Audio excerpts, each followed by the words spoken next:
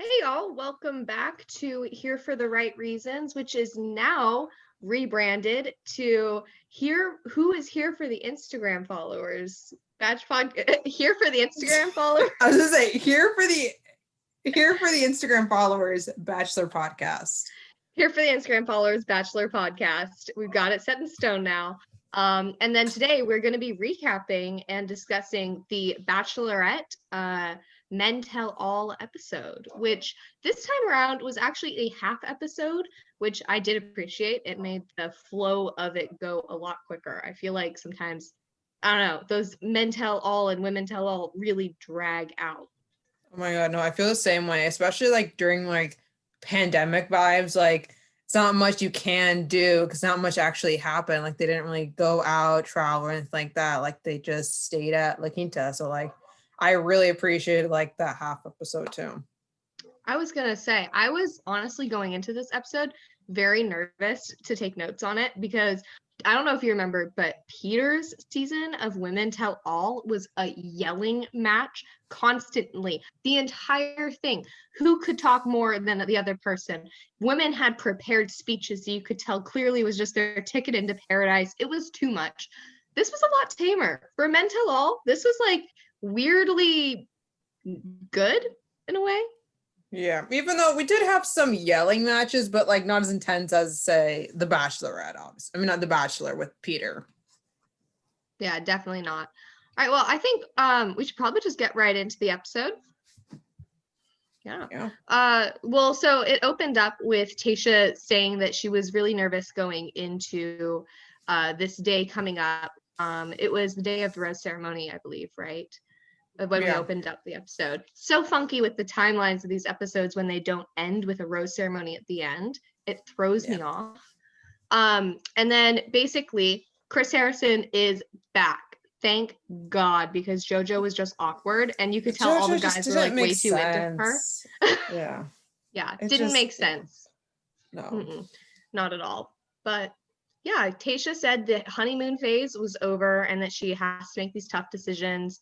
And Chris Harrison was then just kind of giving a little debrief for everybody to get up to speed about what guys are here. And they talk briefly about Bennett. And Tayshia still says that the guys do not know he was here, which how did you feel about that?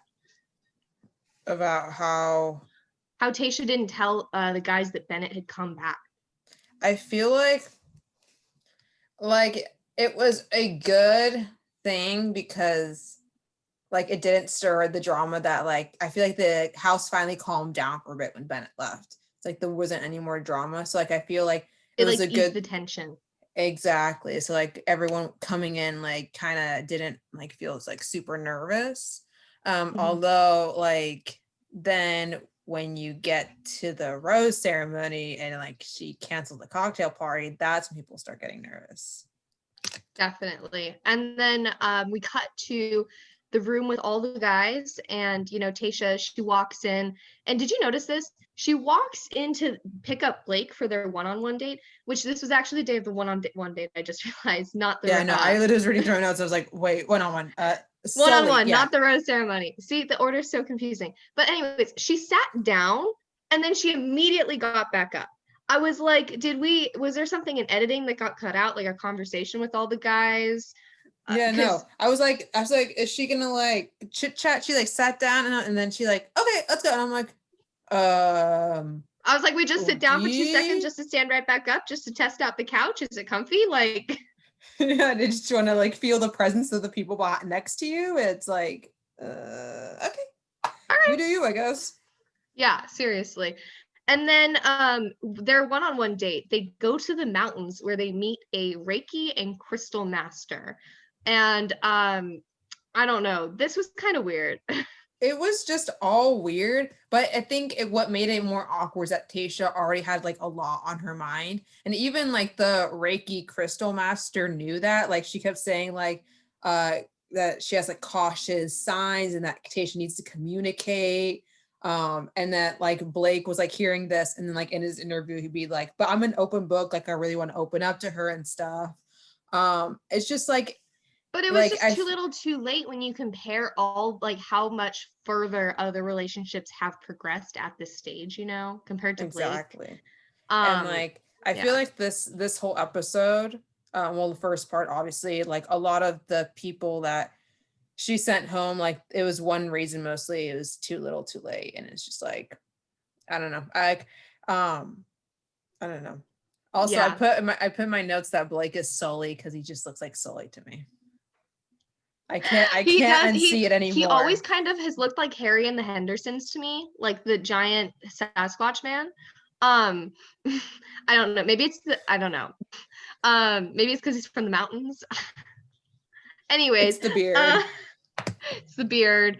One thing I did notice was that kind of bothered me was during the scene of this date with like the Reiki woman, we got to see Tayshia's aspect of it, but they didn't show us Blake's side until like later on at the men tell all part of the episode, because she was like, oh, Tayshia, your heart chakra is blocked, you're really reserved, lack of communication. And then with Blake, we didn't have anything until the end when we find out that she was saying that he was very sexually open. I was like, okay. Very, very. I was like, okay, Blake, there's been a lot this season that said, and then did you even catch him in the Men Tell All saying that he's one of the most naked guys there? And he loved it made sense. Dates. No, like when in the part of the day when the lady tells him to like disrobe, or like, I don't know how she said, like just basically take off your clothes basically. And he just like, pardon, excuse me, because he was like, I feel like what was going through his head was like, this is probably the 20th time I had to take off my clothes in this show. But at the same time, he was like, okay, strips down. Exactly. He was like, confidence. And like, I think he had confidence in himself, but like Tayshia, like she mentioned that she lacked the confidence from Blake when they were looking into each other's eyes, which is, I was like, oh. Yes, when they were tantric sitting. Exactly. Yes, that felt very uncomfortable. I don't know. Blake was like, I feel so connected to Tayshia, and we've gotten so much more connected since being here. And Tayshia's just like, the timing's really off. And then in the end, she pulls it. Basically, it's not you, it's me. And I was like, they didn't even get to the dinner part. She was like, nah, I can't anymore. She was like, bye. Yeah, but the thing is that in the previews, each preview, like it was that scene where she's like kneeling down, crying, like seeing the car drive away. And like no one ever imagined it would be Blake until like we saw it was Blake. And I was like, okay, so like you just told him like, it's not you, it's me, but you're crying. But like, huh? Yeah, I think it's just Tayshia's immense empathy she has for people that we've really seen in the last few episodes. She doesn't want to hurt other people's feelings.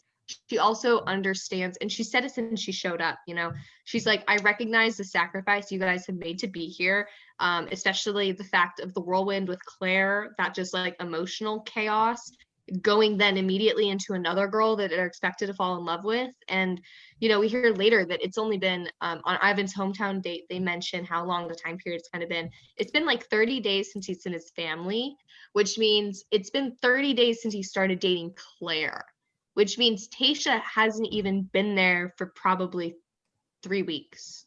No, yeah. That's a very short amount of time for these people to be expected to fall in love. Exactly. No. And I mean, I feel like what was like mentioned, especially for like Blake, was that because of what happened with Claire, like he day one told Tayshia like, I'm still in love with Claire, and like that's what kept Tayshia's walls up, and that's why she didn't like fully like go in with him like she has with like the other guys. And like, I don't know.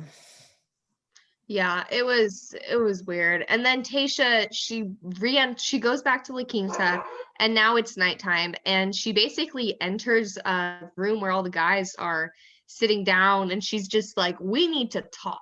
And she enters with an attitude, that's for sure.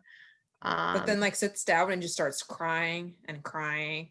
She just breaks down to all these guys. And did you see Noah? He like tries to bring her a tissue just so he could have the opportunity to sit right next to her. And it was like some weird ass. It wasn't even a tissue. It was like a napkin. It was a paper nap. It was like a paper napkin or something like that. Like from But lunch. yeah, no. I think I saw Ben like kind of like trying to like hug her, but like not doesn't know like if he should. And so he was just like a slight like tap on her back, and then like Noah goes out and gets her like the tissue napkin and whatever thing. Yeah. But Yeah, she and then she explains, how she doesn't really want to hurt anybody. And throughout this, I don't know if you saw this, but I caught a couple of 1,000-yard stares from some of the other guys towards Riley. They all knew he was going. Dude, they knew. Because like you can tell the level of connection obviously that's there between some of them versus not. And I think especially like after say like that last group date with Riley, there was a lot more connection with some of the other guys. And so she pulls Riley aside and she basically explains that she doesn't want to hurt him, but she has to basically call it off with him. Yeah, like she says like that he's like amazing and stuff. Like she tells all the guys that they're amazing guys, but then she just like, I'm not 100% there with you.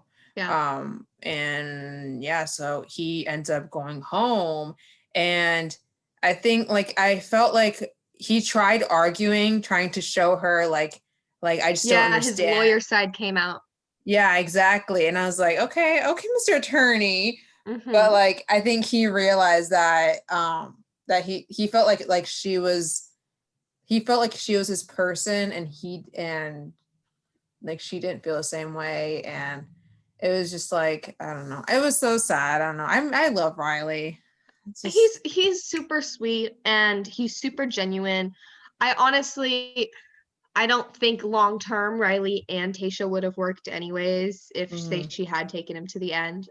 Their dynamic just seemed a little off, a little dull, if that makes sense. Yeah. Like it would have been really fun and nice, but they honestly probably wouldn't have worked, not because there was anything wrong with one of them, but just because maybe their humor didn't match up perfectly, Yeah. But he's yeah, just really like grounded and like really like mellow. He's mature. And mature, yeah. Mellow and mature, that's what he is. And like Tayshia's more like bubbly. She's really like, outgoing. She's still kind of party girl a little bit too. Low key, yes. She's had a drink in her hand this entire season. I mean, come on, girl. Like, yeah. And then Brandon says that this just her sending Riley home really reiterates to him how invested Tayshia is in the process and in those guys that's still there. She felt really bad too about sending him home because she was like she didn't want to hurt anyone. Like that's where she like goes aside and she like starts crying. She's like she didn't want to hurt anyone. But I was like, I feel like that's like one of the main things youth go into being the Bachelorette. Like even though she had like no preparation at all, like it's one of the main things. Like becoming Bachelorette, you're gonna break hearts. Like, well, she went far on Colton season too, so she knows the process and that it's rough and it gets really hard in the end. Like she got sent home, I think in like the hometowns week, or was it fantasy suites? It was one of those. She got far. Yeah. But yeah, and then what happens the next day? Oh, it was the rose ceremony night. Yeah. And then sorry, did you want to speak? No, keep going. Yeah. So it was the rose ceremony night, and here enters Bennett. And just here it looks like Ben is here with this smug little grin, like get out of here, get out of here. And he goes, "Oh, guys, Tayshia invited me to the rose ceremony." And Noah is so peeved. He is like, "Are you kidding me? Like, not this guy." And everybody else looks peeved too. They're like, really? I mean, can we quickly cut to Zach? Because I didn't think like Zach seems too mature for this, but like he was so pissed. Like he I think Bennett was like touching his arm, and like Zach was like, why the fuck are you putting your hand on me for? And like he literally like went after him. Yeah, she was like, don't touch me. Yeah. Like, oh, okay, Zach, a little possessive over here, okay.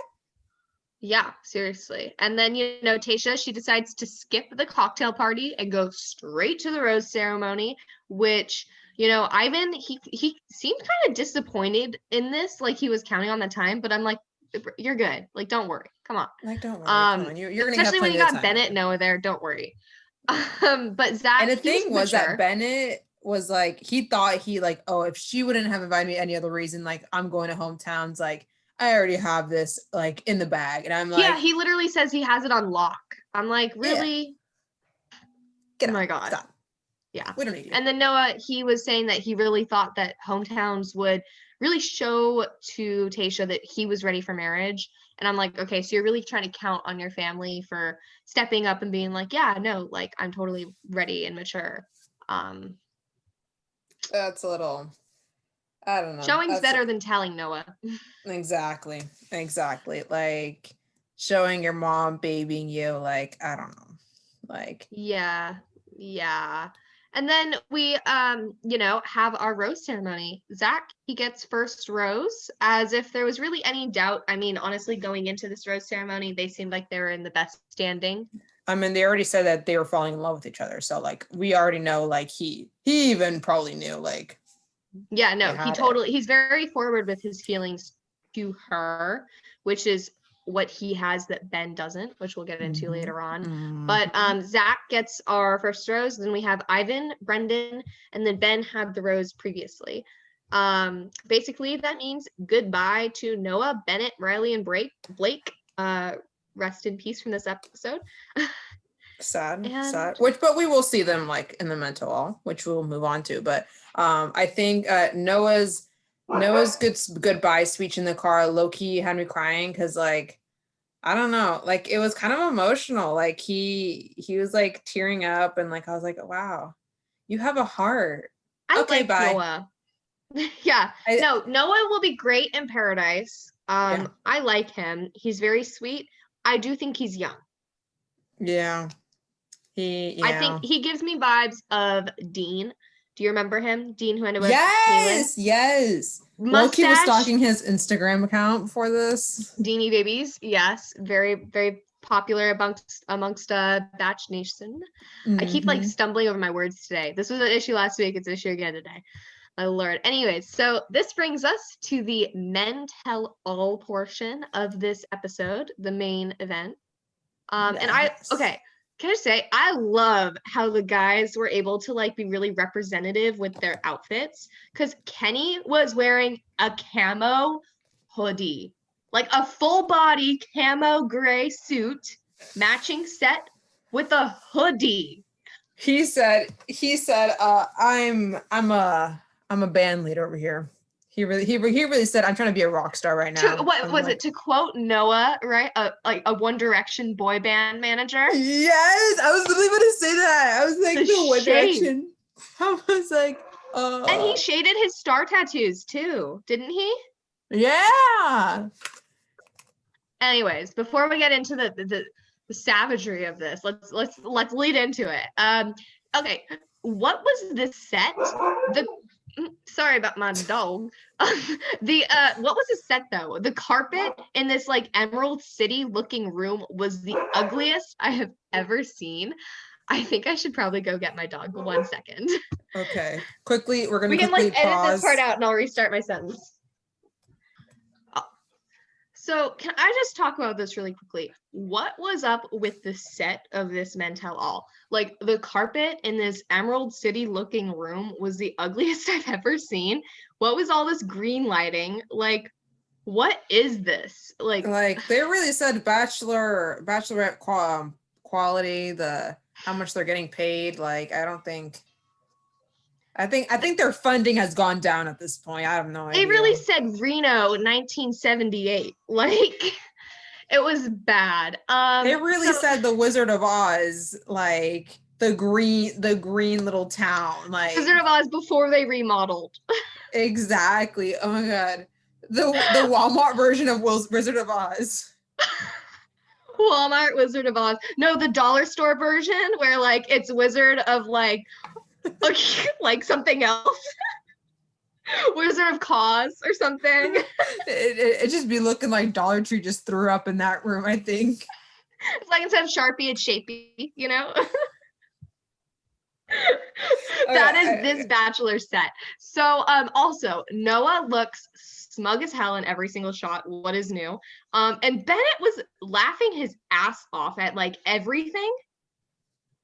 Did you notice that? Yeah, no, he was like, like the little like Kermit the Frog laugh. He was like, I'm like, okay. Also, okay, main character. Why did Bennett look like he was about to officiate a wedding with his freaking scarf? I was just saying the same thing too. It's like I thought we came for the mental all, not for the future wedding of Riley and Tayshia, but yeah, I was like Riley and Tayshia, more like Claire and Dale, and all their babies they're gonna have. I'm like, okay. Anyways, the latest tea I heard that's unconfirmed, but I heard Dale's already cheated on Claire. Shut up! Wait.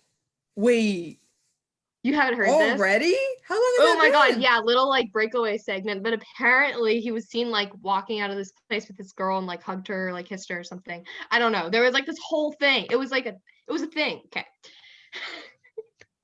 Little like breakaway segment. I expected it, but like not this soon. Not this soon, in the middle of a pandemic too. In the middle of a pandemic too. I'm like, oh, okay. I guess Corona does not exist with Bachelor Nation. Yeah. Anyways, okay. Also, Ed's reaction when they showed the clip of him saying "fuck Noah." Oh my God. He was like, "Yeah, that's me." He was proud of it. I'm like, okay. The confidence I get from Ed is like it shines through. It shines the brightest out of all the other guys, and I'm just like, that's the one thing I like about you, Ed. Ed is gonna shine in paradise. Oh my God. For sure. I was trying to think of different people who are gonna want to get with Ed, and it's like I've heard there's a couple of people in Batch Nation already who are interested in him and have crushes on him too. On Ed? What do they see on him though? I think of him as like Hunchback of Notre Dame kind There's some girl from Peter's season who's into him, I think. Oh my God, who? Yeah, I don't remember. Victoria Fuller, probably. Oh my God, no, Champagne It's girl. It's actually not Victoria. But what was that? What's the Champagne girl's name? I'm blanking. Oh wait, actually, it might be Champagne girl. Was it Kelsey? Yeah, Kelsey. It might be Kelsey. Okay, we'll find this out we'll find this out. But then we had Chris Harrison basically opening up the conversation with the guys, asking Ed basically why he hated Jason so much. And I loved his response. He was just like, what's not to hate about Jason? And I think I just accidentally said Jason previously. I meant Chasen, who wasn't there, and they talked about him like so much. Yeah, that's the thing I wanted to like quickly like brief on was like there's so many guys that like I was surprised like weren't there. One being Chasen, another one I thought like Easy would be there, mostly because he was such a character. Even though like he didn't go far with Tayshia. There's been even more articles published last few days though about the whole sexual assault allegations with Easy.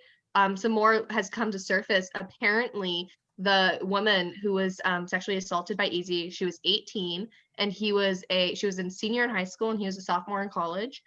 And she contacted the show's lawyers several times during production to inform them of the sexual assault allegation that's not even the sexual assault. And they basically told her there was not enough evidence for them to take him off the show or edit him out or remove him from production. And it's been infuriating to this woman because she's like, he has been painted on the show as a, wonderful man who's great and like funny and witty and a great possible partner. But she's like, no, he's a monster. Oh my God. And you just gave this monster a massive platform. Like a predator. Instagram followers obviously went up after this, but like, oh my gosh, yeah. I'm like, let me pull that up right quick.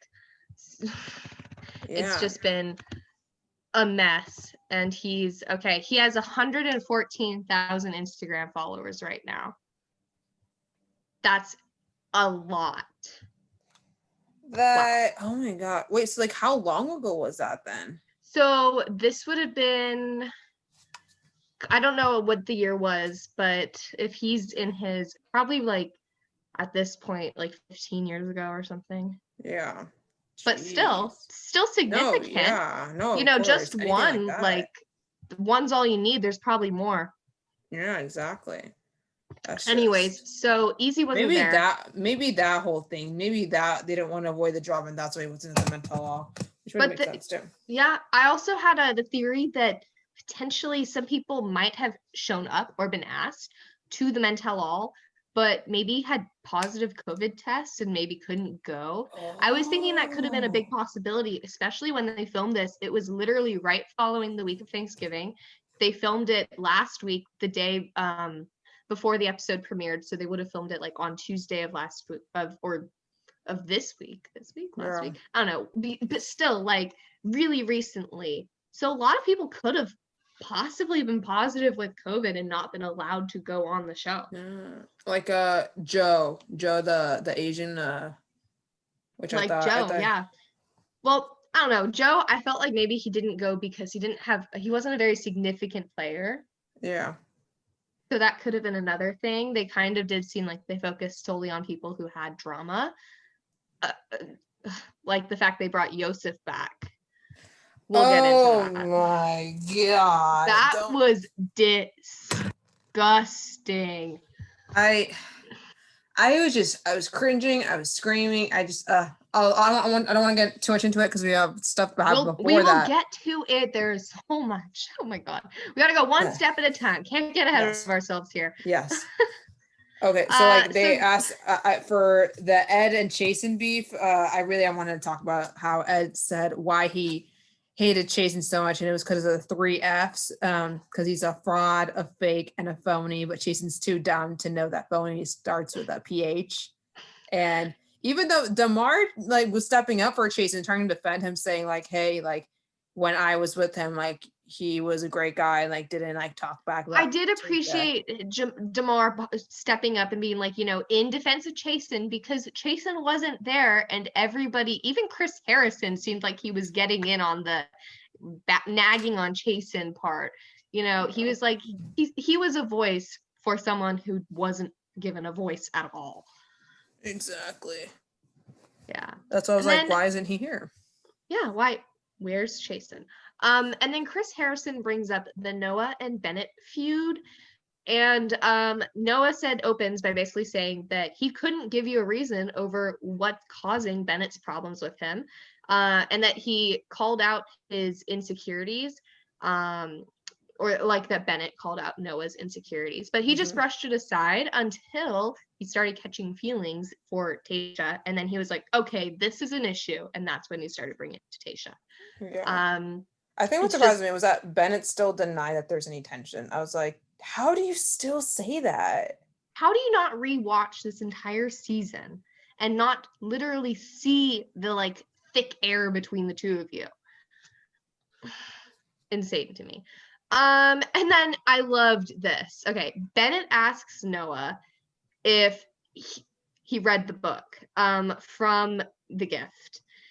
And Noah goes, yeah, I did actually read it. I'm surprised that you read the book 4 times and didn't learn anything and still act the way you do. And I was like, he said that. Go off. I was like, you honestly, Bennett, or honestly, Noah, thank God you got that comment in. Like, yeah. And then, but Bennett comes in and he was like, oh yeah, but I was being nice to you. Like you're actually deficient on all 4 of them. And I was like, you're not proving your case. And then Riley steps in, he goes, yeah, you know what, Bennett, though? It was totally disrespectful of you to tell Noah that he had a 0% chance of ending up with Tayshia. That was disrespectful to not just Noah, but also Tayshia because you're questioning her judgment. And I was like, okay. And then we have Kenny jumping in unexpectedly, but defending Bennett, saying Noah is not ready for marriage. He's still a young party boy, and he was getting drunk for half the rose ceremonies. Spilling the tea right there, and then Noah calls out Kenny for his One Direction party boy star tattoo camo look. Oh my god, I loved this. And then after that, Kenny starts like screaming. He's just like yelling, and like he's He's getting more and more involved, and Chris Harrison's like trying to calm all this. And he's just This like, was okay, the guys. climax of the men tell all, honestly. It was all the men defending. I'm like, who decided what guys were going to be on what couch? Because it was literally like split up at the sides of the room. That was crazy. No, everyone's screaming, and then it all ended when like Chris Harrison was like, okay, can like Kenny, and Kenny was like, no, you're a fucking bitch. Literally, I was like, he can't be tamed. Exactly. He's like, you're a fucking bitch. Also, look at my nudes. They're all over the internet. Anyways, so people on Bennett's side, we got Jason, we had Kenny, and then it seemed like pretty much everybody else was on Noah's side. Everyone who was on the younger side of the spectrum seemed like they were more siding with Noah. Like Jason, he spoke up and he was like, oh yeah, Bennett, you know, you've always been a great guy to me. And that was when Bennett started saying, you know, give me specific examples. I want the receipts. And you know, Blake was like, you know, man, like you're great. I like you. Like I don't want to mess with you, but there's definitely been times that you've been a little condescending. He's like trying not to hurt his feelings. No, yeah, I feel like everyone was like kind of like they felt like they were stepping on like thumbtacks or like nails. Like I don't know what the saying is. Literally. Because like literally like they're like, God, like do we say like, yeah, like Bennett's really been like basically talking us down, us too, but like how do we say that in national TV without him calling us out? Like and then like DeMar, he was like, oh, you know, I think you spoke down to me at like one point. You know, and then he was saying how like that he does that because like Bennett talks down mostly to like the younger people. And then like Bennett starts going after DeMar, and DeMar's just like, I'm just the observer. He's like, I'm an unbiased perspective. I've just seen these things. Exactly. And I was like, oh, cute.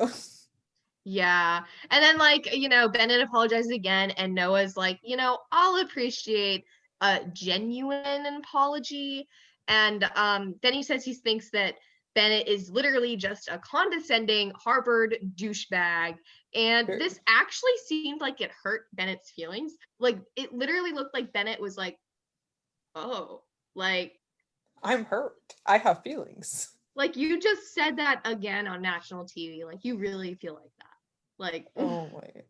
Like I don't know how he didn't feel like that though. Like, come on. That's just the truth at this point. Yeah. And then we cut to like some funny blooper clips from the season, you know, and they showed just to kind of lighten the mood after all that tension between Bennett and Noah.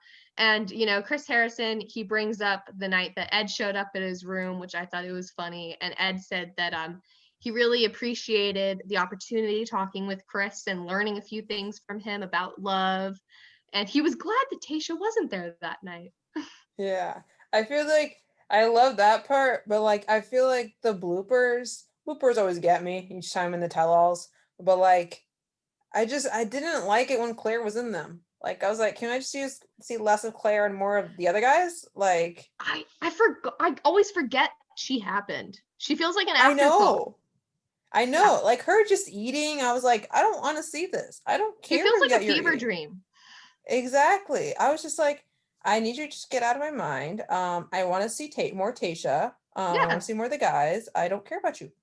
Go back. We should never have had Claire in the first place. Sorry, we should have just had Tayshia to begin with. Exactly. And then Chris Harrison, he brings up the, you know, sex shaman date with Blake, and he says apparently Canadians always rise to the occasion. Skipping over that, I just want to say the person, like the lady, the crystal master, she says that like he had major big energy and that they aligned, like his energy aligned in a big way. You just said he has big dick energy, girl. Hey, that's what you say too. I was like, okay, 50-year-old woman, like 60, I don't know what. Also, what was up with Chris Harrison giving this woman a bunch of random titles that she did not call herself? Don't do that. Yeah. Like if she says she literally solely said she was like a Reiki master and a crystal master, and he was calling her like some shaman voodoo love doctor person. I'm like, bro, she didn't call They're herself not related. that. Yeah, they're not. Stop. But there's part in the bloopers when I guess during like the Truth or Dare group date, I guess they were doing like a Kenny had big, to wax Blake. a little bikini wax moment. I was like, we love a supportive friend.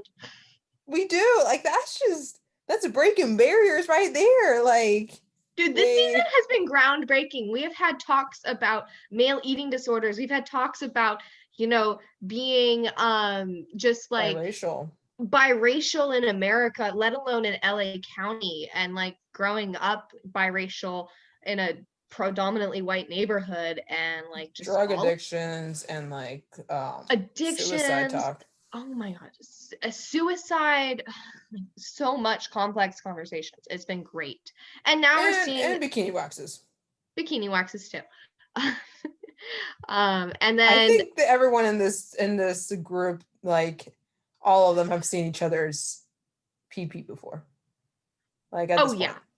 Like it's just and they all seem really comfortable with it. They're like, it was 120 degrees. What else are you gonna you can't wear clothes in 120 degrees. Come on.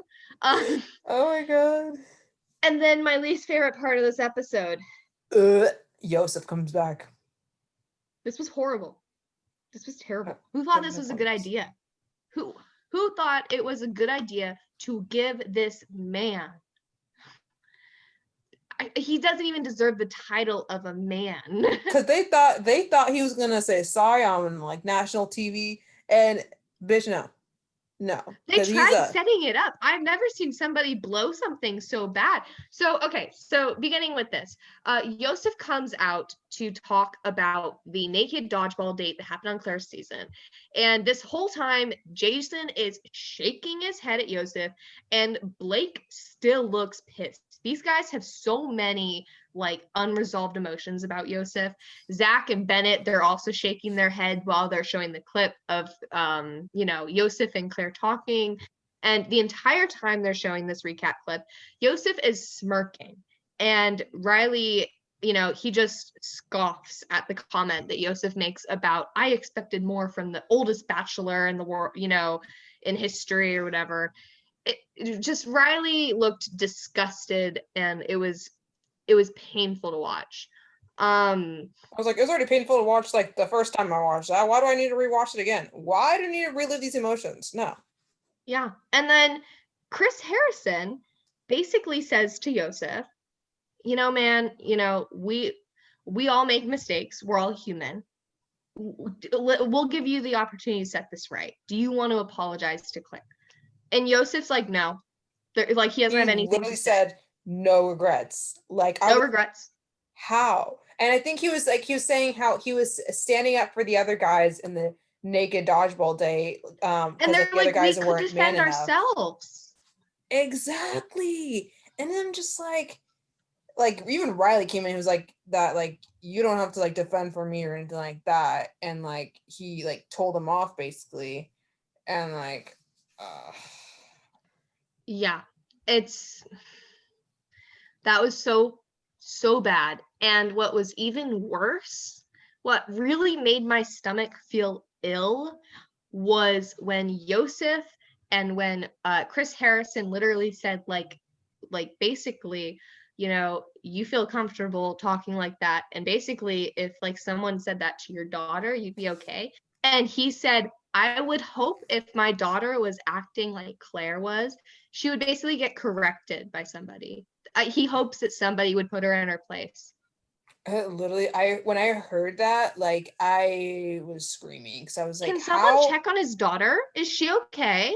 I was like, how does he still have custody over her? Like, I'm concerned for this daughter's well-being at this point. Like, how old is she? Like, does she need mental help too? Because like, for living with this man, like.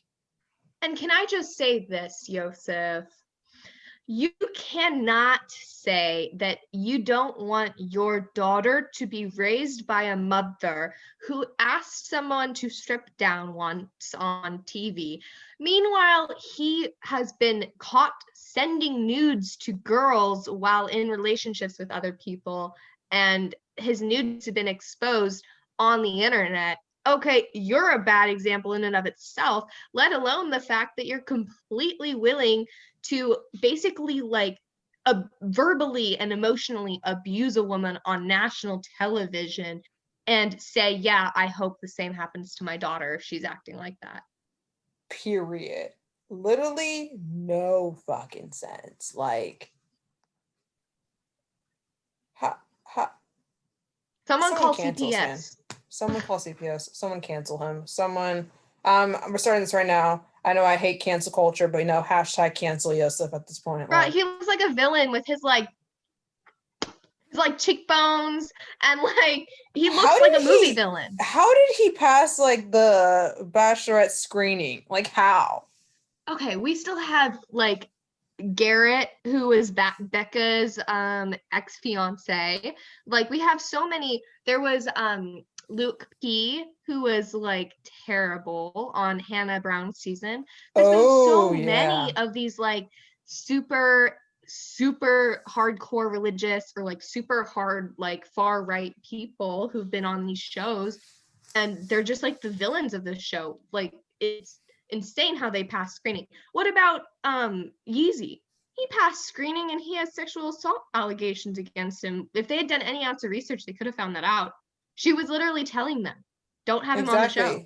And they had him anyway. They literally were like, yeah, exactly. And they knew. Like, it's making me more and more concerned with this show, but ABC needs their villain. They do. Or else they don't have their ratings, and else they don't have their viewers. So I mean, I understand that. We love business. They always need it to be the most dramatic season yet, right? And how do you have you would have a totally calm season unless if you got normal people. Yeah. Exactly. Yeah. Anyways, enough with Yosef. We don't want to talk about that trash anymore. Let's go to Tayshia. Yeah, Tayshia. Love her. I'm like, okay, what's the next part?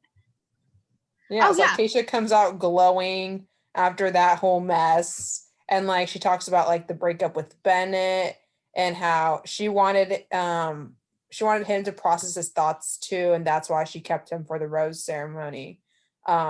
I low-key thought when he was still at the rose ceremony, I low-key thought that Tayshia forgot he was in the rose ceremony, but I love her little say how she wanted him to process his thoughts. And then she was telling Blake, like when Blake was like basically telling how he was hard on himself like these past few months, like after their breakup, because like he thought like he wasn't good enough for her, and like she just said like it was like mostly about time and her walls up because of Claire. Yeah, he said he'd kind of been wallowing in that, and he was like, oh, if we had more time, it's just like after any breakup, you kind of sit in those emotions and you just overthink in your free time. I think that's what he's been doing. And he's like, well, she said it was about time. So if we had more time, if there wasn't other guys, would it worked? And she's just like, no, there was other reasons. And you could tell Blake just kind of deflated.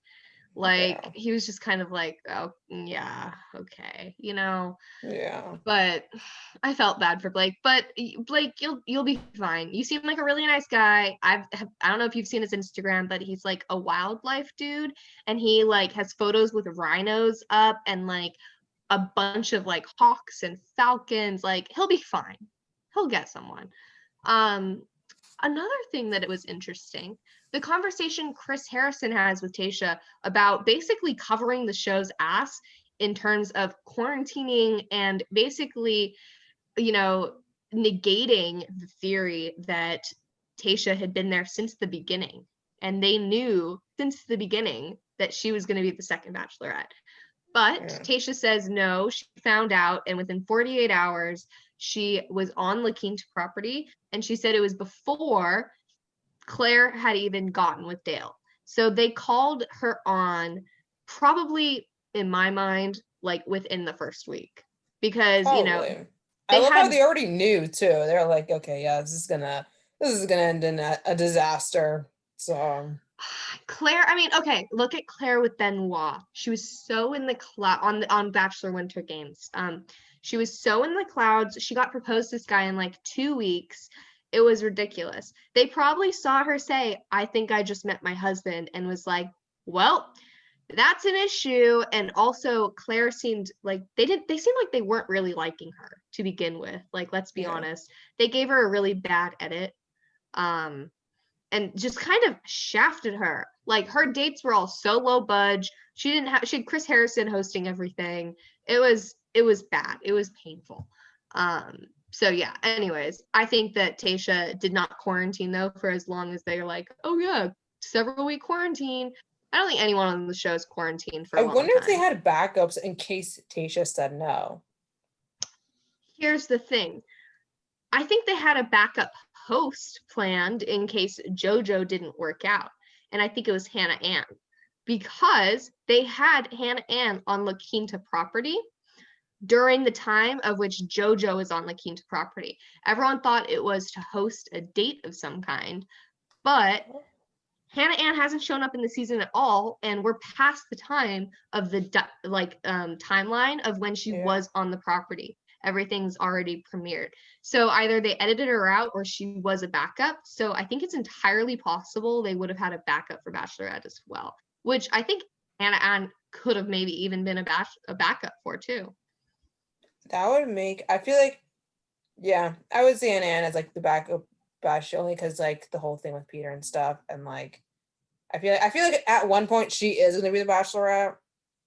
I feel like that's, I don't know. Hannah Ann got kicked off a Bachelor podcast. It was the Bachelor podcast with Tayshia, Joe, and Hannah Ann.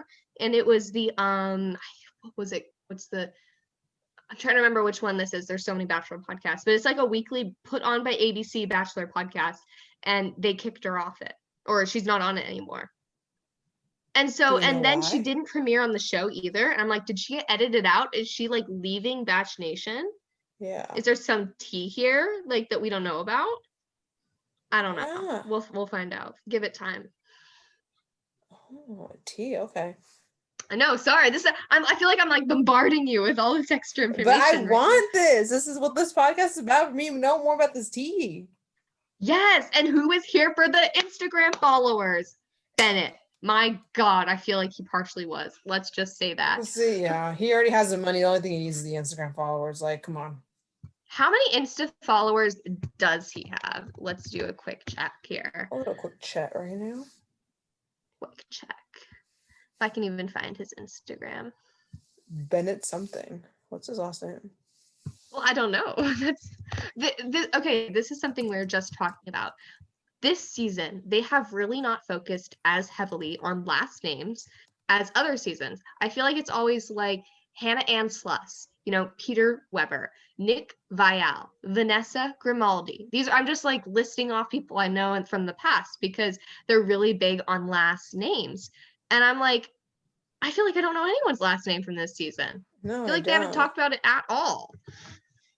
On like, other than Tayshia Adams, obviously.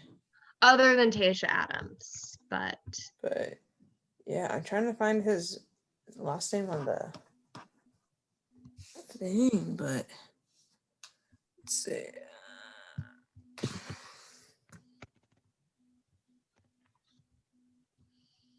You can like cut this part down. Probably. That's cool. Like maybe I'm spelling it wrong too.